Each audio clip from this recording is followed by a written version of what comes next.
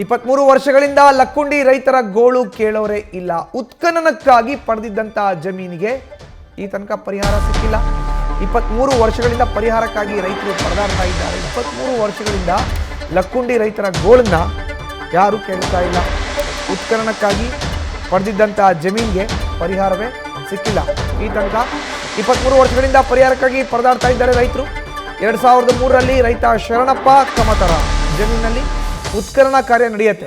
ಪ್ರತಿ ವರ್ಷ 1.20 ಲಕ್ಷ ರೂಪಾಯಿ ಪರಿಹಾರ ನೀಡೋದಾಗಿ ಭರವಸೆಯನ್ನ ಕೊಟ್ಟಿದ್ರು. ಆದ್ರೆ 1 ವರ್ಷ ಪರಿಹಾರ ನೀಡಿ ಕೈ ತೊಳ್ಕೊಂಡ್ಬಿಟ್ಟಿದೆ ಸರ್ಕಾರ. ನಮ್ಮ ಭಾಗದ MLA ಆದಂತ SS ಪಾಟೀಲ್ ಇದ್ರು. ಅವರು ನಮ್ಮ ಅಜ್ಜವ್ರಿಗೆ ಕರೆದ್ಬಿಟ್ಟು ಮಾತಾಡಿದ್ರು. ಏನ್ರಿಪ್ಪ ಮತ್ತೆ ನಿಮ್ಮ ಭೂಮಿಯಾಗ ನಾವು ಉತ್ಖನನ ಮಾಡ್ಬೇಕಂತ ಮಾಡೀವಿ, ಮತ್ತೆ ನೀವು ಭೂಮಿ ಕೊಡ್ಬೇಕಲ್ಲ, ಮತ್ತು ನೀವು ಶಾಸಕರು ಎದಿರಪ್ಪ ಅಂದಾಗ ನಾವು ಯಾಕೆ ತಲೆ ಕೆಡಿಸ್ಕೊಂಡು ಮತ್ತೆ ನೀವು ಪರಿಹಾರ ಕೊಡ್ತೀನಿಪ್ಪ ಅಂತ ನಾನು ಭೂಮಿ ಕೊಡ್ತೀನಿ ಮತ್ತು ನಮ್ಮ ಅಜ್ಜವ್ರು ಮಾತು ಕೊಟ್ಟರು. ಅವಾಗ ಅದ್ರ ಪ್ರಕಾರ ಅವ್ರು ಏನೈತಿ ಹ್ಞೂ ಅಂತ ಒಪ್ಕೊಂಡ್ರು. ಒಪ್ಕೊಂಡಾದ್ಮ್ಯಾಗ ಮುಂದೆ ಎರಡು ವರ್ಷ ಕೆಲಸ ಮಾಡಿದರು. 2 ವರ್ಷ ಕೆಲಸ ಮಾಡಿ ಆದ್ಮ್ಯಾಗ ಪರಿಹಾರ ಕೊಡ್ತಾರೆ, ಇವತ್ತು ಕೊಡ್ತಾರೆ, ನಾಳೆ ಕೊಡ್ತಾರೆ ಅಂತಂದು ನಮ್ಮ ಅಜ್ಜವ್ರು ಆಗ ಎಲ್ಲರ SS ಪಾಟೀಲ್ ಕಡೆಗೆ ಹೋಗು ಮುಂದಾಗ ಆಯ್ತು, ಇವರು HK ಪಾಟೀಲ್ ಸಾಹೇಬ್ರ ಕಡೆಗೆ ಆಯ್ತು.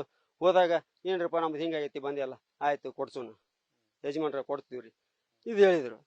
ಸುಮಾರು ನಾನು ನಮ್ಮ ಅಜ್ಜರು ಸ್ವಲ್ಪ ಅಡ್ಡಾಡಕ್ಕೆ ಬರ್ಲಾರ್ದಂಗೆ ಆದ್ಮ್ಯಾಗ ನಾನು ಅಡ್ಡಾಡಕತ್ತಿದ್ದೆ. ಅವು ಜವಾಬ್ದಾರಿ ನಾವು ಕೊಟ್ರೆ ನಮ್ಮ ಅಜ್ಜರು ಇಲ್ಲ ಶರಣಪ್ಪ ನೀನು ಅಂತಿ ಅದು ನೀನು ಒಟ್ಟು ಅಡ್ಡಾಡಿ ಅದನ್ನ ಸರಿ ಮಾಡ್ಕೊಪ್ಪ, ಪರಿಹಾರ ಕೇಳ್ಕೊಂಡು ಬಾ ಅದನ್ನ ಅಂತ ನನಗೆ ಸುಮಾರು ಸರ್ ಈಗ 2003ರಿಂದ ಇಲ್ಲಿವರೆಗೆ ಅಂತ ನನಗೆ ಕೇವಲ ಕೊಟ್ಟಿರೋದು ಅವ್ರು 1 ವರ್ಷದ ಪರಿಹಾರ 1,20,000 ಕೊಟ್ಟಿದ್ದಾರೆ.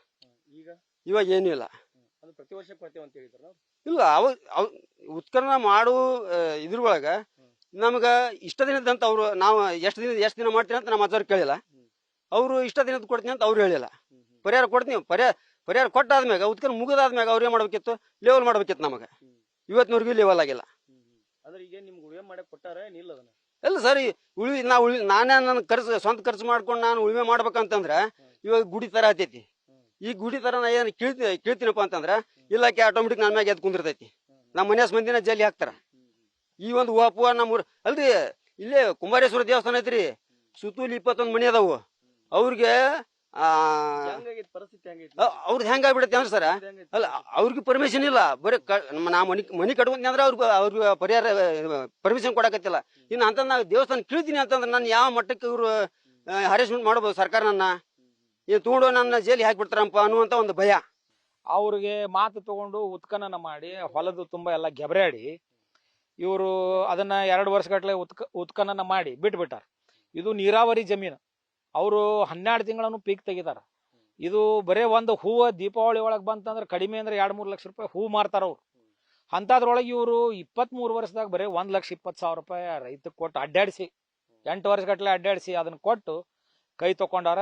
ಹೊಳ್ಳಿ ಆ ಜಮೀನನ್ನ ಅವ್ರಿಗೆ ಕೊಡ್ಬೇಕಾಗಿತ್ತು. ಇವ್ರ ಮುಂದೆ ಏನು ಮಾಡಂಗಿಲ್ಲ ಅಂತಂದ್ರೆ ಆ ಜಮೀನು ಕೊಟ್ಟಿಲ್ಲ. ಅದ್ರೊಳಗೆ ಕಂಟಿ ಬೆಳೆದಾವ. ಕಂಟಿ ಬೆಳೆದ್ರೆ ಈಗ ಅದನ್ನ ತೆಗಿಬೇಕಂದ್ರೆ ಕೋಟಿಗಟ್ಲೆ ರೊಕ್ಕ ಖರ್ಚಾಗ್ತೈತಿ.